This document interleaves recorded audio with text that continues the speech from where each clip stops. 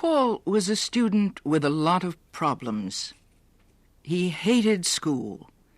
He didn't like living with his family on Cordelia Street in the industrial city of Pittsburgh.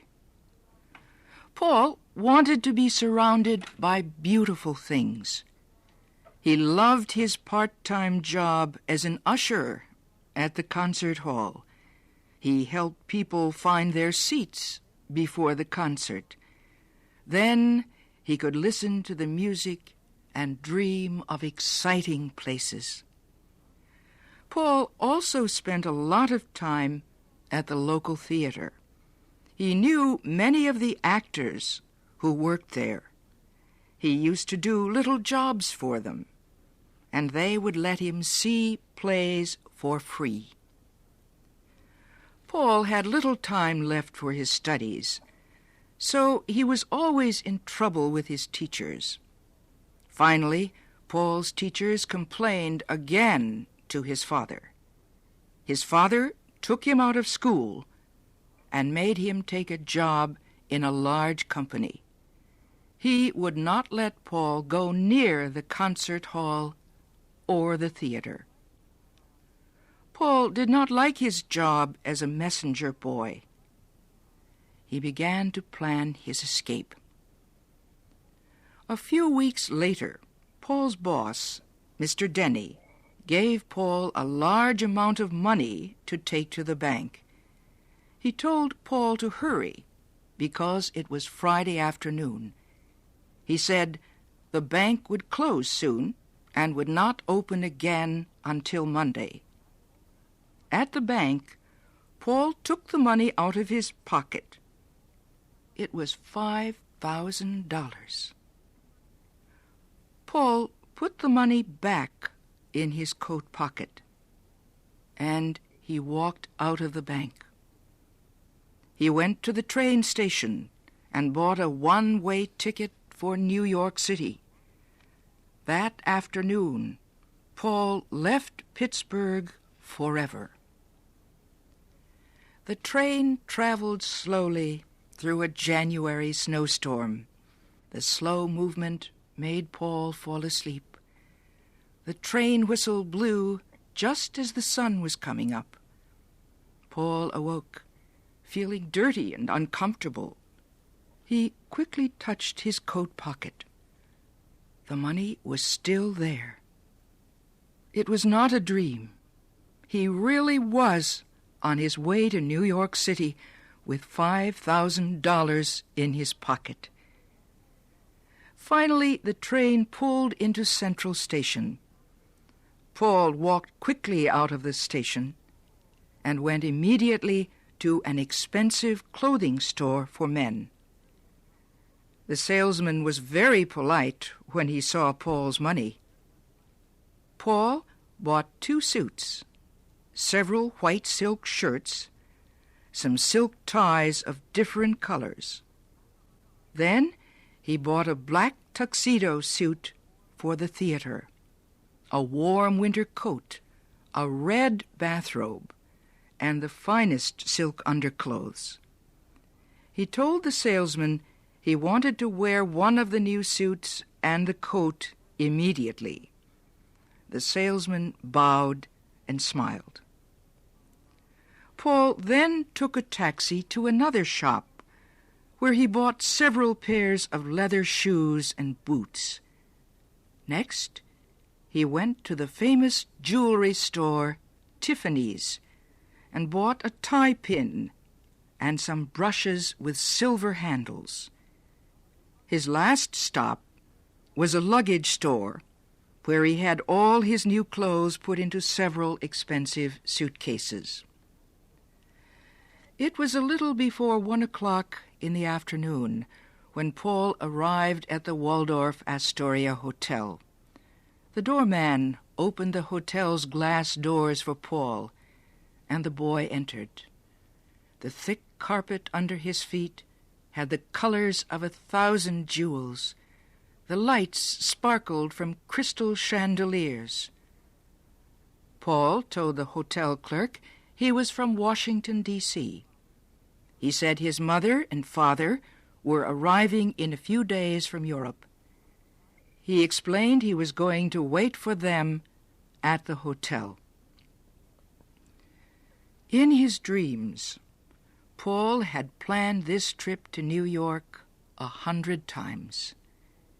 He knew all about the Waldorf Astoria, one of New York's most expensive hotels.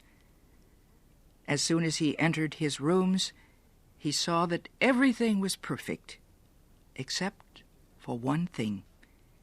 He rang the bell and asked for fresh flowers to be sent quickly to his rooms.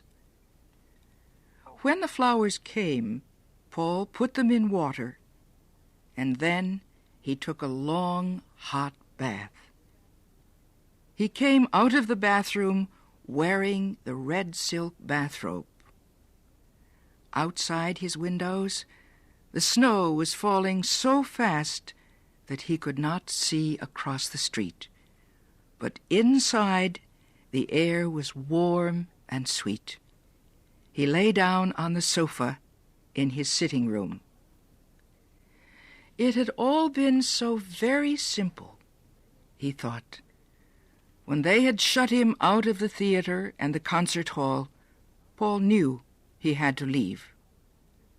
But he was surprised that he had not been afraid to go.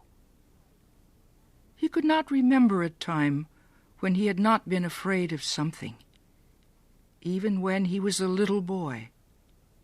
But now he felt free. He wasn't afraid any more. He watched the snow until he fell asleep. It was 4 o'clock in the afternoon when Paul woke up. He spent nearly an hour getting dressed. He looked at himself often in the mirror. His dark blue suit fit him so well that he did not seem too thin. The white silk shirt and the blue and lilac tie felt cool and smooth under his fingers. He was exactly the kind of boy he had always wanted to be. Paul put on his new winter coat and went downstairs.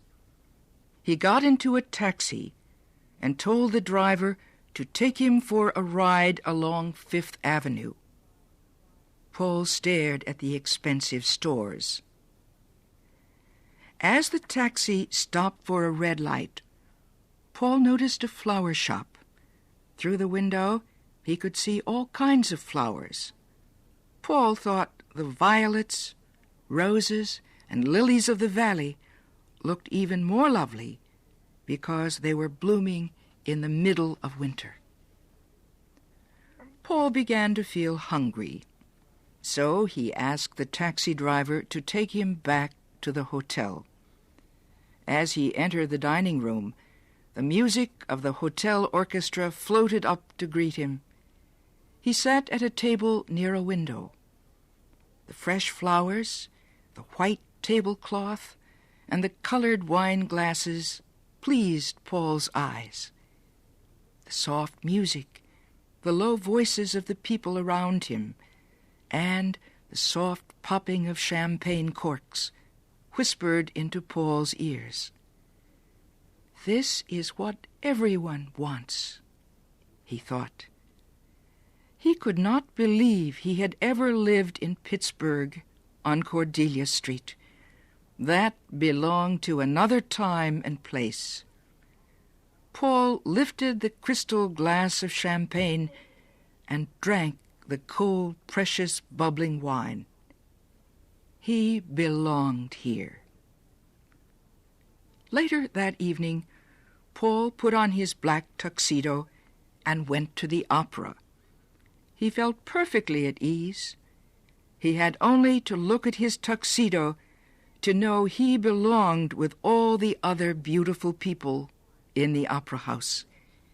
He didn't talk to anyone, but his eyes recorded everything. Paul's golden days went by without a shadow. He made each one as perfect as he could.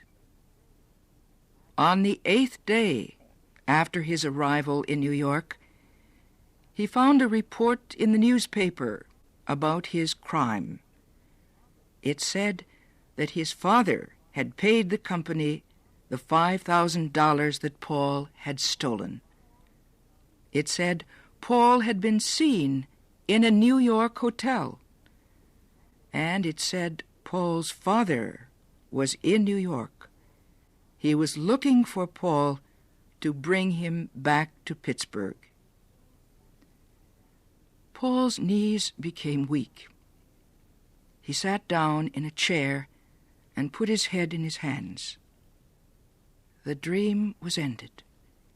He had to go back to Cordelia Street, back to the yellow-papered bedroom, the smell of cooked cabbage, the daily ride to work on the crowded streetcars. Paul poured himself a glass of champagne and drank it quickly.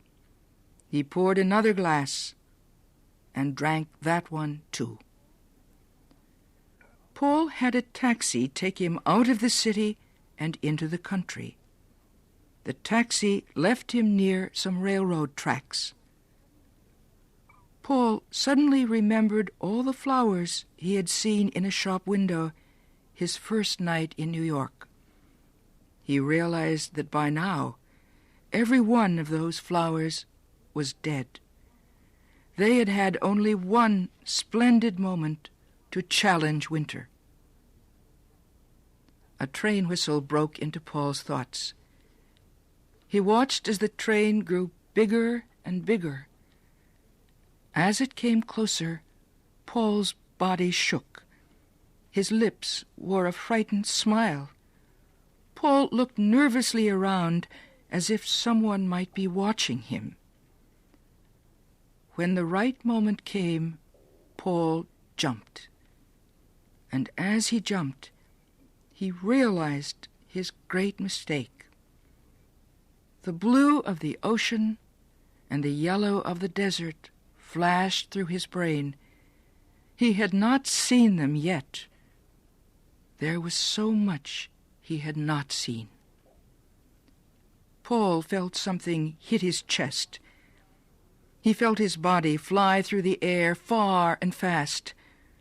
Then everything turned black, and Paul dropped back into the great design of things.